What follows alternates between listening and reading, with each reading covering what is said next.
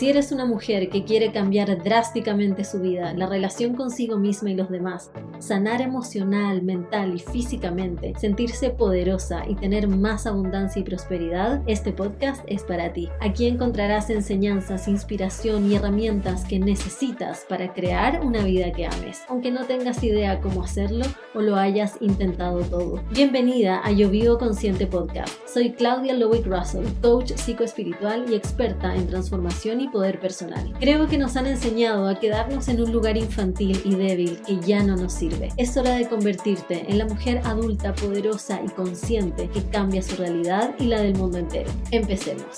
Hola mujer, muy bienvenida a Yo Vivo Consciente Podcast, nuevo episodio.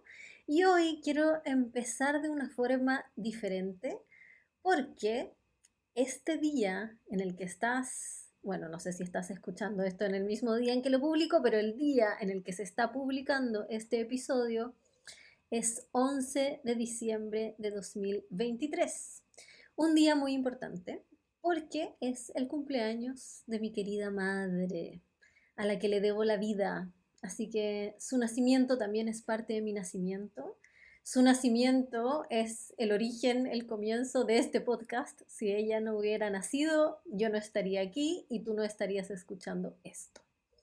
Así que hoy la honro y aunque probablemente, seguramente, ella nunca escuche esto porque no escucha mi podcast, igual le quiero dedicar unas palabras que quedarán en el universo, quedarán en el campo, quedarán como una manifestación de mi apreciación hacia ella. Y no voy a decir las palabras trilladas y falsas que son, eres la mejor mamá del mundo, la mejor, la mamá ideal, porque es mentira, es una fucking bullshit que el que lo dice es porque no tiene ningún tipo de conciencia de su infancia. Ninguna mamá es la mejor mamá del mundo. Solo te voy a decir lo que es honesto. Gracias, mamá, por haber hecho lo mejor que pudiste con lo que tuviste.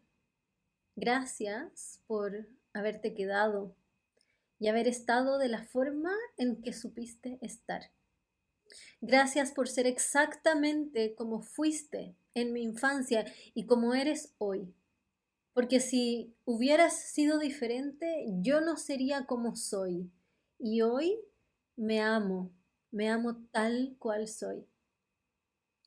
Admiro tu fortaleza, tu resiliencia, tu actitud positiva, tu persistencia y tu constancia, sobre todo en el gimnasio y en el bridge. Desde que tengo uso de razón, que mi mamá hace ejercicio y nos llevaba a mí y a mi hermana a sus clases, a donde fuera que ella hiciera sus rutinas de fitness y nos sobornaba con brownies para que nos portáramos bien y la dejáramos tranquila. Admiro tu infinita capacidad de perdonar, de dejar las diferencias de lado y priorizar siempre unir, sobre todo a la familia. Y aunque sé que hay otras formas de interpretar todo esto, que hay un trasfondo, que hay otras perspectivas e incluso algunas sombras, elijo mirar esto, elijo destacar esto, elijo verte por lo positivo que hay en las decisiones que has tomado. Quiero que sepas, mamá, que valoro infinito tus sutiles gestos de amor, siempre pendiente de que coma bien y que no pase frío. No contarnos los problemas para evitarnos preocupaciones, que no siempre me encanta, porque a veces me gustaría saber más de las cosas que pasan, de lo que están viviendo, o me hubiera gustado dimensionar más las cosas que pasaban en nuestra vida, pero sé que lo hiciste por resguardarnos en alguna medida y que lo haces también por no cargarnos con responsabilidades extra o cargarnos con la responsabilidad de hacernos cargo de ustedes. Y eso es increíblemente valioso el tener padres que a la edad que tienen siguen siendo padres y siguen velando por nosotros. Hoy cumples años y aunque tengo 41, lo único que puedo pensar es que ojalá tenga a mi mamá para siempre. Te amo, mamá. Feliz cumpleaños. Y les juro que, por absoluta coincidencia, justo tenía agendado para este episodio hablar sobre por qué es importante escarbar en nuestra infancia para sanar. Así que es tan sincrónico. Esto que estoy diciendo hoy a mi mamá no se lo podría haber dicho si no hubiera escarbado en mi infancia. Si no hubiera hecho el trabajo que he hecho, hoy no podría estar hablándole a mi madre con gratitud y con valoración. Seguramente seguiría teniendo mucho resentimiento, como el que tuve la mayor parte de mi vida. Así que esa es la primera respuesta de por qué es necesario escarbar en la infancia, comillas, escarbar en la infancia, porque para mí es la única manera de reconciliarnos con nuestros padres. Y con reconciliarnos no me refiero a tener relaciones cercanas, eso no siempre es posible. Y quiero validar también que hay muchas mujeres que tienen una historia de vida con sus padres que no permite que tengan relaciones cercanas de adultas, que lo mejor para ellas, que el bien más elevado para ellas es mantener distancia con sus padres. Pero aún esas personas pueden reconciliarse internamente con como sea que hayan sido sus padres, principalmente nuestra mamá, por supuesto, porque es la figura más importante de nuestra vida, by far, por lejos, y podemos estar en paz con todo lo que fue. Y esa es realmente la base para poder salir de la infancia y entrar a la adultez. Pero partamos por el principio. Esta pregunta me la hacen mucho. Incluso me la hacen alumnas que ya están dentro del programa Despierta tu Poder Creador.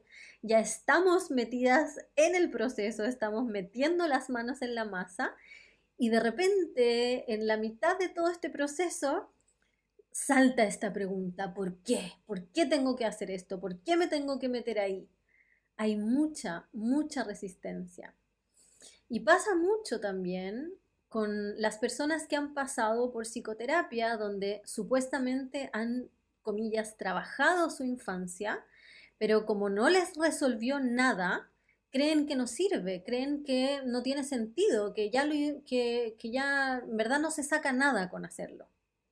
Y también están las que se han sobreterapiado, o sea, las que han pasado en terapia 5, 10 años, dándose vuelta en los temas de la infancia y están agotadas, o sea, no quieren volver a repasar lo que se supone que ya han visto 1000 veces y creen que ya saben todo, o sea, que en realidad no hay nada más que ver, no hay ninguna piedra que dar vuelta porque ya todo lo han visto, todo lo han hablado más de una vez, infinitas veces.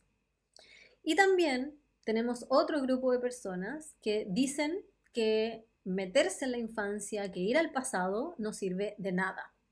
Como algunas corrientes terapéuticas incluso que reniegan de mirar el pasado, como la PNL y el coaching en general, que tienen esta visión muy pragmática del presente y de enfocarse solamente en los planes a futuro. Y creen que meterse en el pasado es como inútil, ¿no? Aunque es verdad que la mayoría, si estás aquí, seguramente eres parte de la mayoría que está abierta. Yo creo que de las que escuchan este podcast, seguro hay muchas que ya saben que explorar la infancia es importante y lo creen, pero tampoco dimensionan bien lo tan importante que es y por qué es tan importante. Así que para todas ellas va este episodio para que puedan entender profundamente por qué y para qué y se decidan a hacerlo. conmigo, con alguien más, pero hacerlo. Y, y hacerlo de otra forma de lo que lo has hecho hasta ahora, si es que ya lo has hecho y no te ha dado resultados. Porque mientras eso no esté ordenado, iluminado, nada cambia en el presente. Y ojo que dije ordenado e iluminado, no dije sanado. Ya sé que el título del episodio dice sanado, pero usé esa palabra como gancho, como clickbait, me confieso, porque sé que es como en general pensamos, como en general se expresa esto, ¿no? El escarbar y sanar. Queremos sanar, ese es el deseo, ese es el llamado, ¿no? Eso es como lo que está más top of mind, más presente en el lenguaje, en la conversación, ¿no? Espiritual, psicoespiritual. Entonces, lo primero que quiero que hagamos en este episodio es definir el concepto de sanar, porque la usamos mucho, pero en realidad no sabemos a qué nos referimos exactamente, o quizás sabemos a qué nos referimos, pero no es la definición correcta, o más que correcta o incorrecta, no es lo que se da en la práctica, entonces nos generamos una expectativa irreal. La primera creencia errónea de lo que es sanar es creer que sanar es liberarse completamente de toda perturbación y como nunca más sentirse mal, nunca más perturbarse, que nunca más te moleste nada, que nunca más nada te genere ningún tipo de incomodidad. Por ejemplo, si hablo de sanar la relación con la madre, se genera esta idea de que me voy a llevar increíble con mi mamá, que nunca más me va a molestar nada de lo que hace ni de cómo es, que la voy a idolatrar, que vamos a ser mejores amigas, que me va a nutrir, que me va a dar todo lo que yo necesito, que nunca más me voy a perturbar con ella, que vamos a tener una relación así perfecta, ideal, como de película, ¿no? Y eso es fucking bullshit.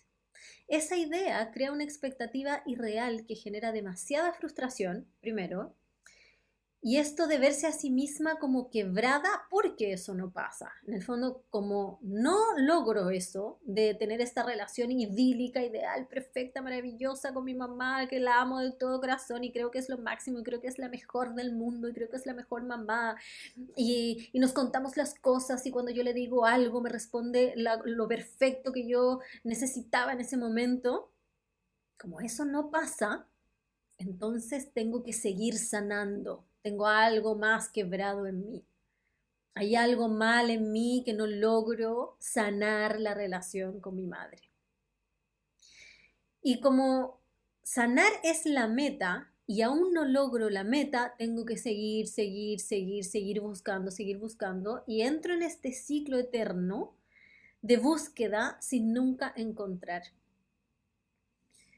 Pero la verdad es que sanar no es la meta. Sanar es el medio, primero que todo. ¿Cuál es la meta? ¿Cuál es la meta en realidad? Y esto es importante porque tener claro el fin, tener el fin en mente, empezar con el fin en mente, este hábito que siempre les comparto, nos da luces del camino. Entonces, ¿cuál es la meta? ¿Cuál es el objetivo final? ¿Cuál es el fin en mente con el que hago este camino psicoespiritual? Esto es muy importante. Eso es lo que nos da la guía para el camino. Entonces, la meta no es sanar. La meta es la plenitud. La meta es estar en paz conmigo misma. La meta es crear una vida que ames, amar tu vida. Esa es la meta. Sanar es el medio por el que llegamos a la meta. Entonces, a través de sanar heridas, bloqueos, trancas, yo llego a la meta de estar en paz conmigo misma, de crear una vida que ame, de amar mi vida. Entonces, ¿qué es sanar realmente? Como yo lo defino, sanar es que el pasado ya no tenga poder sobre ti, que el pasado deje de definir tu presente y tu futuro.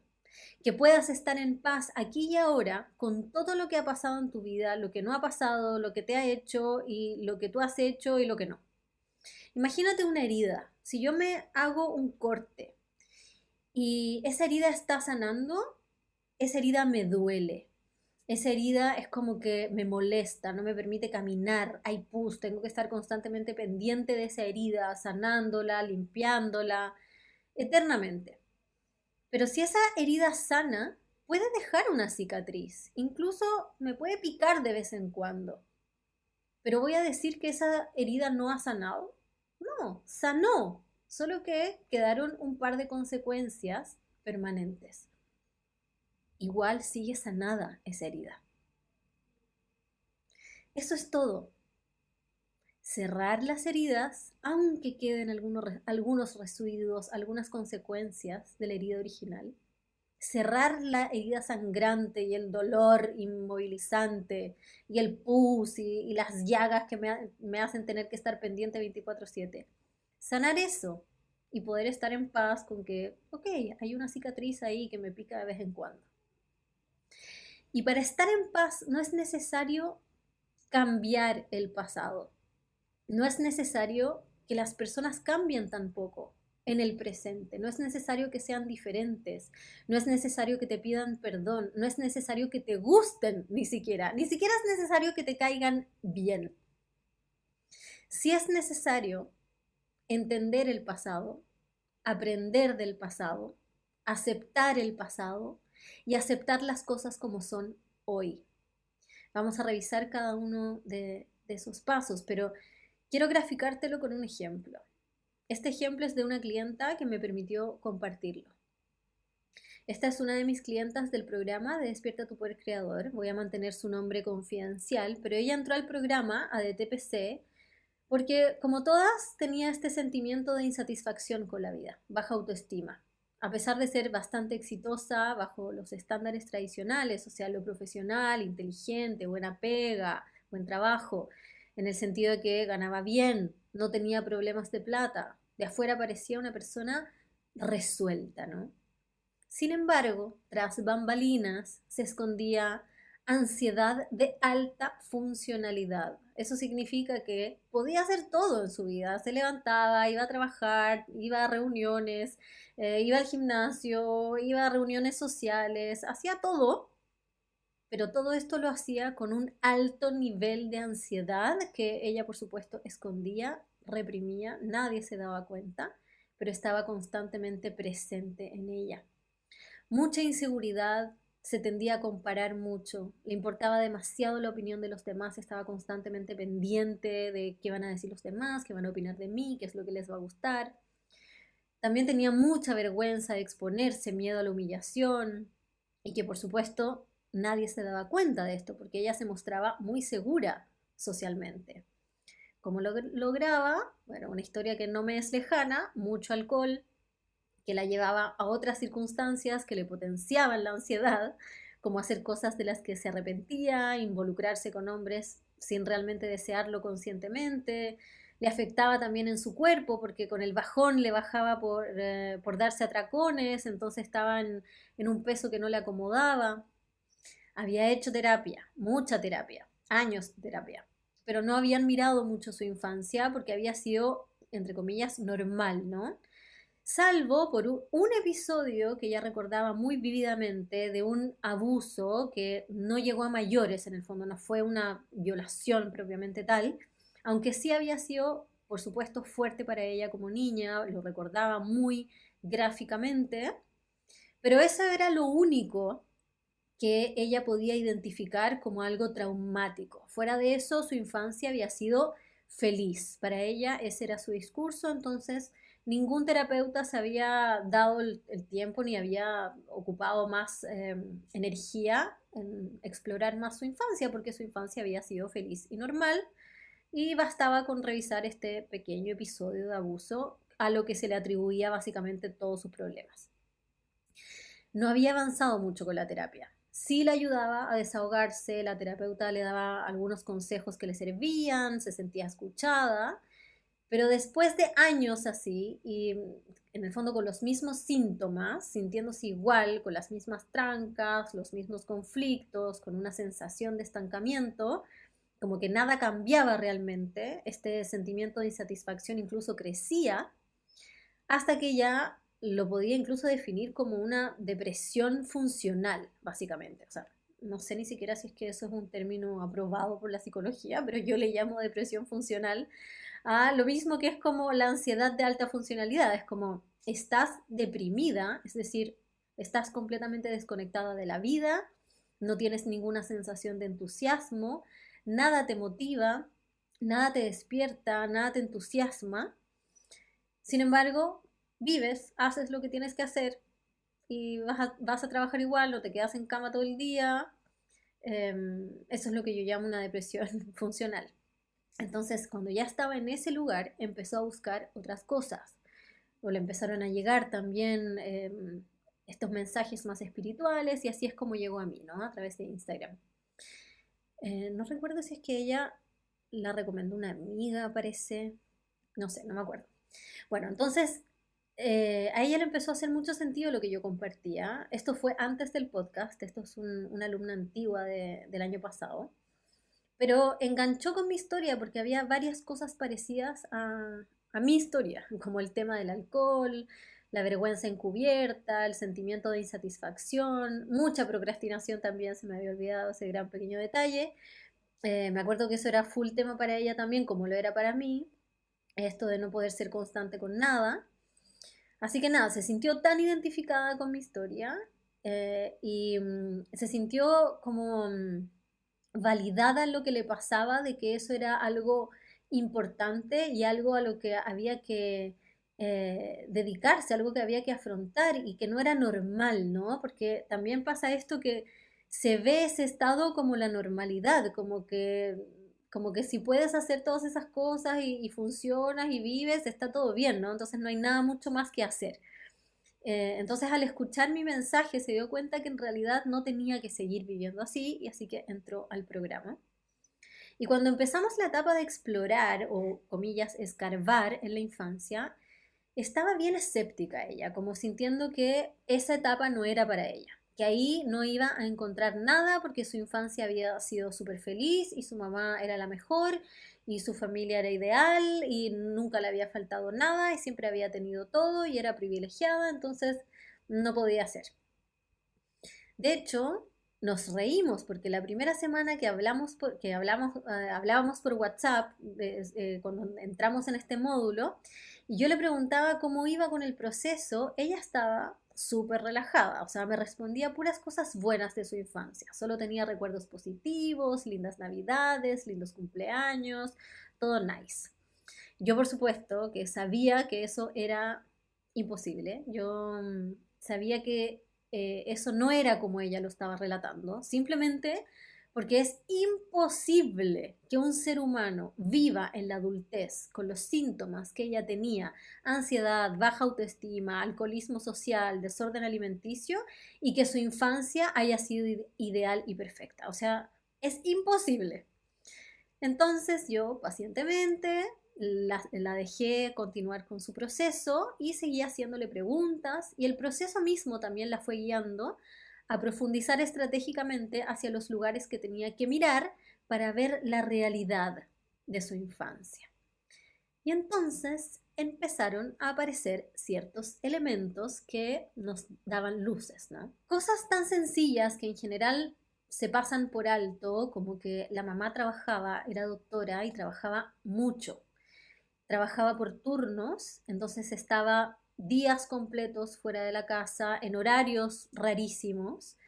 Entonces empezó a recordar, a darse cuenta que el día a día, los días entre Navidad, entre cumpleaños y estas ocasiones especiales que ella recordaba como tan bonitas, en realidad ella estaba sola, con una nana que la cuidaba, pero que también hacía las cosas de la nana, o sea, perdón, las cosas de la casa esta persona. Entonces la mantenía viva básicamente, pero no era que estuviera con ella.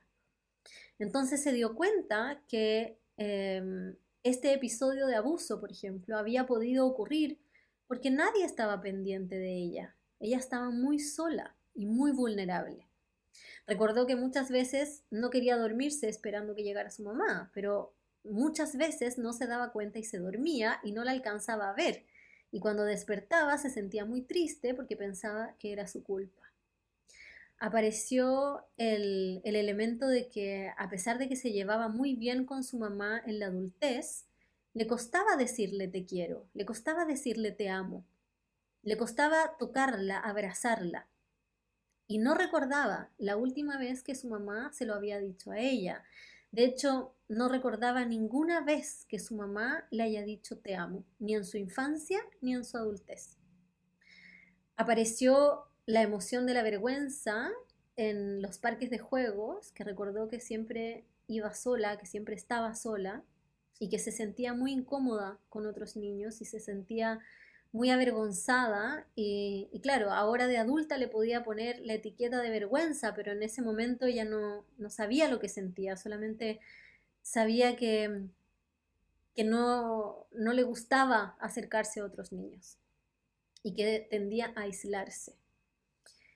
Empezó a ver que a pesar de que siempre pensó que sus papás no le habían exigido buenas notas, vio que tampoco nunca celebraron sus logros.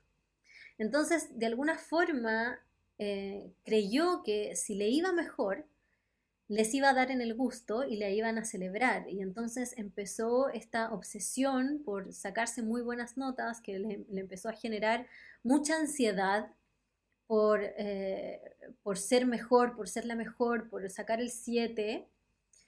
Y a pesar de que hacía todo eso, nunca pasó que la celebraran. Se convirtió igual en una alumna destacada, pero cada vez que llegaba con un 7 a la casa o un gran logro, qué sé yo, sus papás no saltaban de emoción, no la celebraban, no le decían que era lo máximo, lo tomaban como, ah, ok, sin mayor importancia. Y cada vez que eso ocurría, le dolía el corazón. Y claro, todo esto desde el punto de vista adulto no es importante, no es grave, no es un trauma con T mayúscula, ¿no? De hecho no es nada. Seguramente la mayoría de las consultas psicológicas o psiquiátricas, esto sería nada, se pasaría totalmente por encima y no sería relevante. De hecho es lo normal, ¿no? Entonces no nos debería afectar, no nos afecta. ¿Cómo nos va a afectar? La infancia solo te afecta si tuviste traumas graves, con T mayúscula, ¿no? Cosas que todos podamos acordar que es algo terrible y dramático. Entonces ella seguía sin creer que todo esto pudiera ser importante, tenía esto muy grabado. Lo que sí empezó a darse cuenta es que su infancia no había sido tan feliz como ella creía. Empezó a ver que en realidad había estado muy sola y se había sentido muy triste. Incluso que la ansiedad que sentía hoy había aparecido muy temprano en su vida, incluso en edades muy pequeñas. O sea, ella puede recordar sentirse ansiosa a los 5 años, nerviosa, con miedo, y la mayoría del tiempo. Y empezó a notar que casualmente había mucha relación entre lo que había vivido en su infancia con las cosas que le pasaban hoy en día. Por ejemplo, la ansiedad y el miedo que sentía en situaciones sociales hoy era igual o muy parecido a lo que le pasaba cuando niña en los parques. La sensación de soledad que sentía hoy, a pesar de estar rodeada de amigos, era la misma que sintió cuando era niña. Y este miedo a que la dejen, a no ser aceptada o esta inseguridad de que los demás realmente la aprecian, se parecía mucho a la inseguridad que sentía de que su mamá realmente la quisiera porque nunca estaba con ella. Todos los momentos felices que recordaba de su infancia eran navidades y cumpleaños, cuando la dejaban comer mucho y todo lo que quisiera. Y hoy tendía a comer muchos dulces y mucha cantidad de comida cuando se sentía estresada, estos atracones que les decía. ¿Y eso cómo la hacía sentir? Relajada, tranquila, la calmaba, ¿no? Como que la transportara a tiempos felices. Estar tan pendiente de la opinión de los demás le resultaba muy parecido a cuando buscaba la atención de sus papás y que la celebraran. Como que siguiera buscando esa afirmación de alguien, que alguien le diga que es bacán, que es seca, que es maravillosa. Y le hizo mucho sentido también que fuera tan insegura cuando nunca recibió afirmación, nunca nadie le dijo que era buena en algo, que podía, que era capaz. Al revés, recordó escuchar siempre un podría ser mejor o un no se hace así, se hace de esta manera, yo lo hago por ti y mucho más, ¿no? Realmente no puedo transmitir un proceso como este integralmente porque es demasiado, pero lo importante es que te hagas una idea.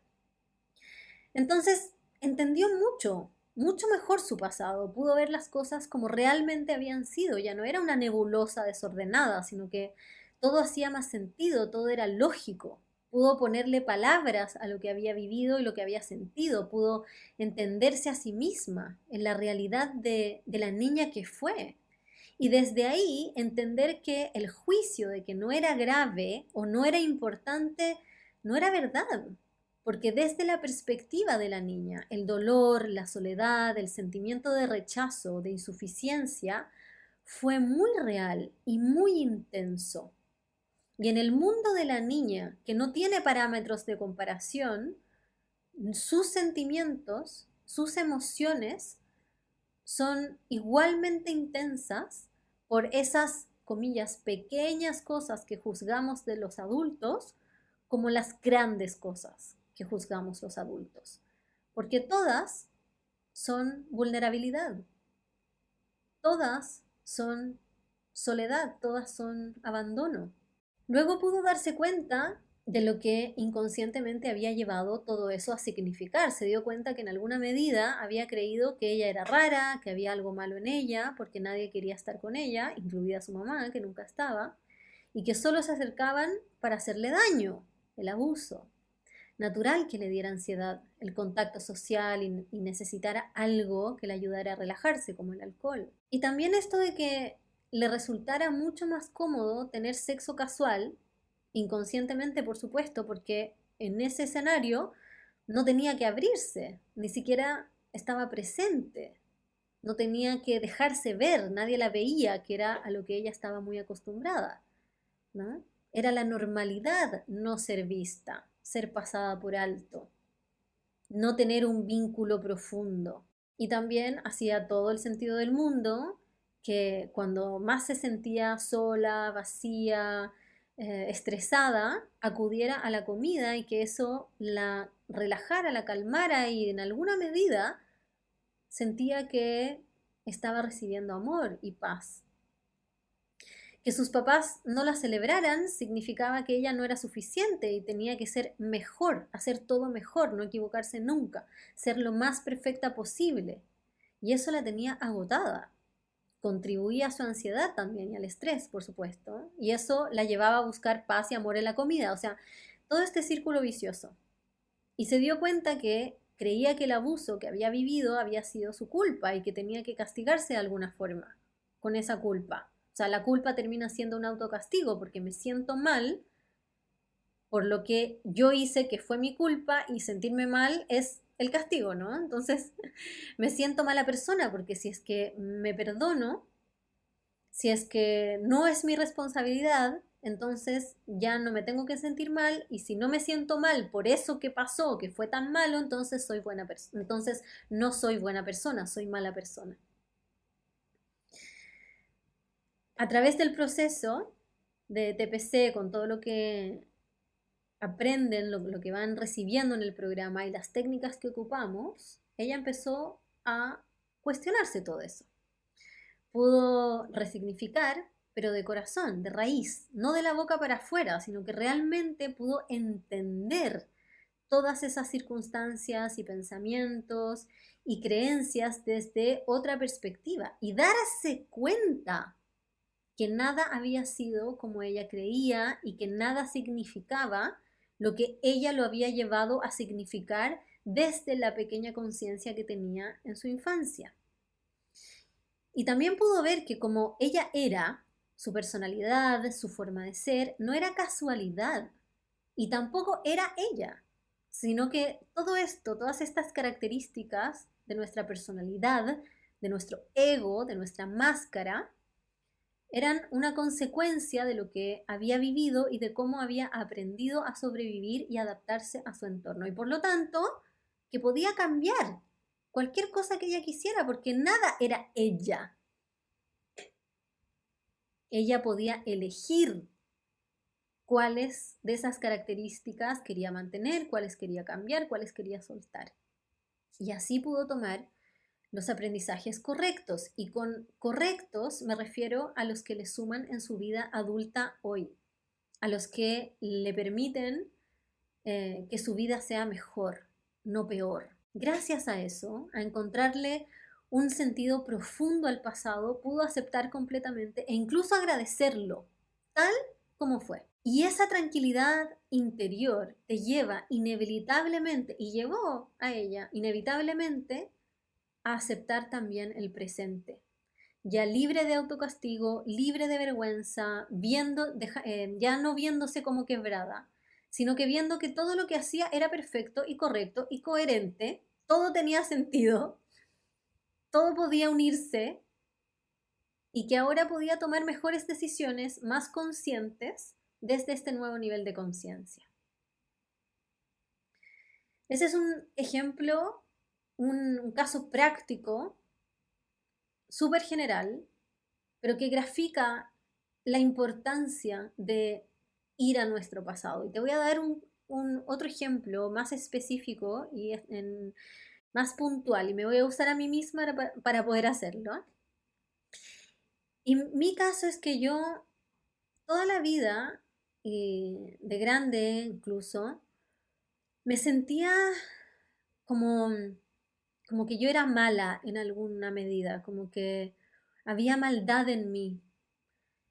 Y esto fue transversal toda mi vida, incluso en el colegio.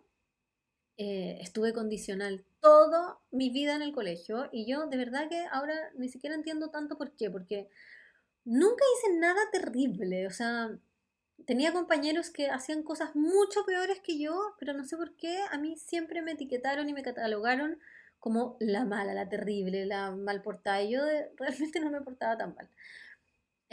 Y claro, cuando hice todo este trabajo de explorar en mi infancia, empecé a tomar conciencia de cómo hablaba mi mamá de mí siempre y de las etiquetas que ella me puso de toda la vida, que era mal portada desde guagua, que era terrible, y contaban historias como que a los 4 años o 3 años me había trepado a un árbol de Navidad y casi me había caído como 2 metros, qué sé yo, y otro que a los 4 años me había despertado en la siesta y me había salido sola de la cuna y esto era en Chuquicamata porque yo vivía en Chuqui hasta los 5 años, y que despertaron de la siesta mis papás y que nosotros no estábamos en las cunas y que nos buscaron por toda la casa y que no estábamos y que salieron a la calle y de repente pasó un señor y les dice que había visto unas niñitas jugando en unos relaves como a 1 kilómetro de la casa, qué sé yo. No sé si 1 kilómetro, 500 metros, pero lejos, ¿no? Y claro, entonces yo crecí con esta idea, con esta etiqueta de que yo era mala, de que yo era terrible, y la imagen que uno tiene de una misma finalmente se proyecta a todo lo que uno hace y es el filtro a través del que uno ve el mundo y eso va creando nuestra realidad. Cuando empecé a hacer este trabajo y me empecé a cuestionar las cosas, empecé a hacerme preguntas y empecé a ver, por ejemplo, ¿dónde estaban los adultos responsables de niñas de 3 4 años?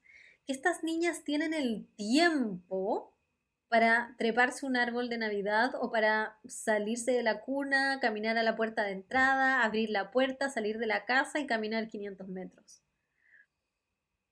O sea, todo eso significaba que yo era terrible, que yo era mala, que yo era mal portada, o significaba que fue una niña que no estaba supervisada.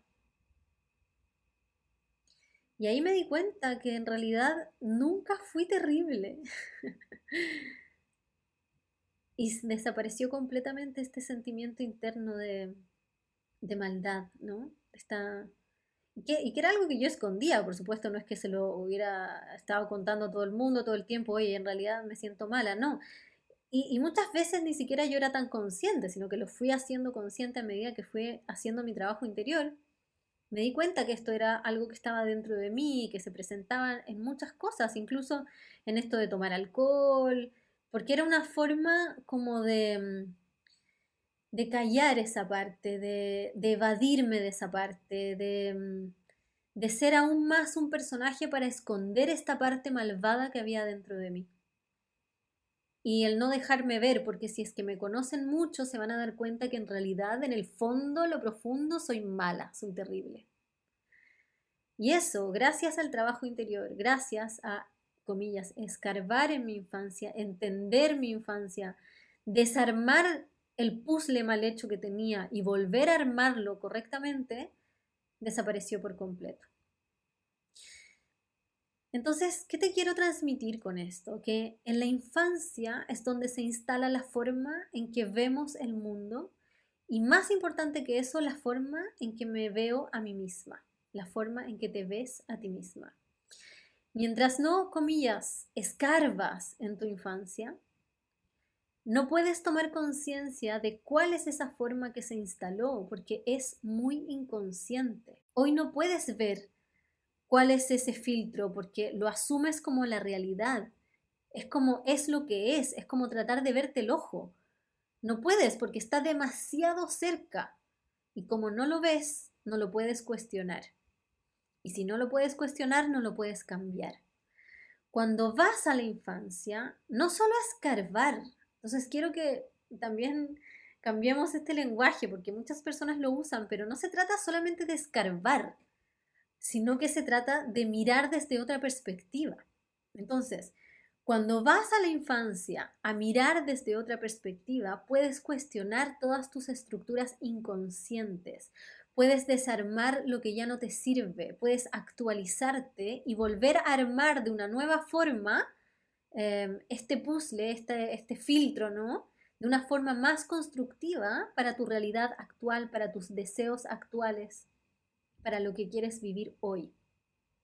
Y ojo, remarco que lo importante no es solo escarbar, sino que mirar desde otra perspectiva, porque ahí es donde se produce el cambio y ahí es donde falla la mayoría de las terapias que solo escarban, pero desde la misma perspectiva, desde el mismo discurso engañado, desde la mirada del adulto, incluso desde el juicio del terapeuta.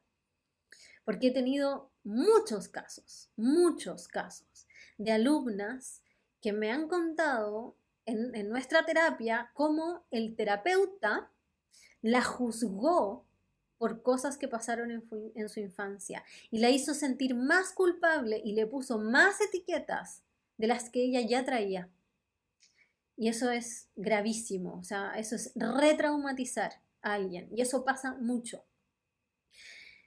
Pero lo más común también es que se dan vueltas y vueltas como un laberinto y siempre se topan con un muro porque no están entendiendo lo que pasó realmente. Este trabajo es más como de detective que busca y busca para encontrar la verdad. Y la verdad no es lo que recordamos como adultas, no es lo que creemos, no es lo que nos contó nuestra mamá, no es lo que se decía en la familia. Tenemos que hacer un trabajo de ampliar perspectiva, de tener más información, de mirar de otra manera para llegar a esa verdad y hacer consciente lo inconsciente. Porque como dijo Jung, mientras no hagas consciente lo inconsciente, este guiará tu vida y tú lo llamarás destino. ¿Qué cambia al hacer esto? Todo cambia. Mi clienta pudo liberarse completamente de la ansiedad, dejó de necesitar tomar alcohol, dejó de darse atracones, dejó de sentirse inadecuada, empezó a soltar la necesidad de complacer a los demás, empezó a ser más auténtica, empezó a construir amor propio y seguridad en sí misma, empezó a elegir cómo quería ser, cambió sus hábitos. Yo me acepté como soy sin juzgarme. Si alguien me critica o me encuentra terrible, ya no me limita. No vivo mi vida tratando de evitar ser terrible, puedo ser más auténtica. Y aquí viene lo más importante, que solo desde ahí, desde esa autenticidad, desde esa libertad, desde esa liviandad ya totalmente libre de estas trancas, de estas cadenas, de estos límites, puedes empezar a conectar con lo que realmente quieres y puedes empezar a crear una vida que ames, alineada a tu verdadera esencia. Y por supuesto que esto no pasa de un día para otro. Por supuesto que esto no pasa en una semana ni en un mes. Esto es un proceso que, claro, en mi caso, en el proceso que yo propongo en DTPC, comienza con 4 meses, que en esos meses se vive una profunda transformación, pero luego esto tiene que continuar y se tiene que adoptar como una forma de vida, como una práctica continua. Y ese es mi objetivo también en el proceso del programa, darte las herramientas para que tú puedas hacer este trabajo continuamente. Entonces, ¿qué es necesario para estar en paz hoy? Entender el pasado. Y para entender el pasado, como te decía, es importante ir a mirarlo, ir a buscar las claves, ir a mirarlo con nuevos ojos, con nuevas perspectivas, con más información. Es necesario aprender del pasado, tomar las lecciones correctas, porque cuando fuimos niñas, lo que hicimos fue tomar las lecciones que pudimos agarrar con el nivel de conciencia que teníamos, porque nadie nos enseñó. Entonces, muchas veces aprendimos puras huevas, que sí, en ese momento nos sirvieron, en ese momento nos ayudaron a sobrevivir, pero que de adultas ya no nos sirven y que tenemos que cambiar, tenemos que ir a recoger nuevos aprendizajes con el nuevo nivel de conciencia. Tenemos que aceptar el pasado. Un gran bloqueo para poder vivir en paz hoy es seguir resentida por lo que pasó, por lo que no pasó, por lo que tuve, por lo que no tuve, o incluso por no saber qué es lo que me genera esta insatisfacción. Entonces, cuando yo puedo aceptar completamente, absolutamente todo de mi vida, yo puedo estar en paz en el presente. Porque eso me lleva al cuarto paso, que es aceptar las cosas como son hoy. Dejar de luchar contra la vida, dejar de luchar con lo que hay en mi existencia, con lo que me tocó, con la consecuencia, los efectos de toda mi experiencia de vida. ¿Por qué? Porque recupero el poder de empezar a crear algo diferente hoy. Ya no soy víctima de mi pasado, de mi historia, de mi familia, de nada. Porque entendí mi pasado, aprendí del pasado, acepté el pasado y empecé a crear algo diferente a partir de los cambios que decidí hacer en mí. Ahí está la magia, mujer. Yo diseñé un proceso para guiar a otras mujeres a hacer este viaje interior, así que si te sientes llamada, la próxima versión del programa Despierta tu Poder Creador comienza en febrero del 2024. Son solo 10 cupos, aún no están abiertas las inscripciones, oficialmente abren en enero, pero por ahora puedes anotarte en la lista de espera. Te voy a dejar el link en las notas de este episodio o mándame un DM y te lo mando por ahí. Y es importante que te anotes en la lista de espera porque son a las primeras que les aviso de la apertura de inscripciones y además porque para las que se anoten hay una oportunidad para una inscripción anticipada con beneficios de un 10% de descuento, cuotas con transferencia para Chile sin intereses y además porque empiezas tu proceso ahora mismo, porque el programa Despierta tu Poder Creador incluye todos mis procesos iniciáticos. Así que cuando entras ahora anticipadamente, empiezas tu viaje ya, lo que te va a permitir partir el 1 de enero parada en otro lugar. Si tienes cualquier duda, comentario de este episodio, súmate al canal de reflexiones de Yo Vivo Consciente Podcast en Instagram. También te dejo el link aquí abajo. Mándame un DM por Instagram y ahí te lo paso. Bueno, mujer, se viene fin de año, intensidad máxima. Yo voy a seguir publicando episodios, así que te invito a no dejar que las fiestas te desvíen de tu camino, que no te desconecten de ti misma y que vuelvas aquí todos los lunes a comenzar la semana dándote este espacio para ti de conexión y reflexión y aprendizaje y crecimiento, que te mantiene centrada y conectada contigo misma, que es lo que más necesitamos para vivir estos tiempos intensos lo más en paz posible. Así que aquí nos encontramos el próximo lunes. Muchas gracias por estar ahí. Buena semana. Si amaste lo que acabas de escuchar, crees que esto tiene que llegar a más personas y quieres que siga publicando nuevos episodios, entonces recuerda dejar un review en la app que más ocupes. Si aún no me sigues en redes sociales, ven a encontrar aún más inspiración en Instagram o TikTok siguiéndome en @yovivoconsciente o visitando mi sitio web yovivoconsciente.cl. Muchas gracias por estar del otro lado, te valoro infinitamente y espero que después de este episodio estés un paso más cerca de crear una vida que ames. Te espero en el siguiente.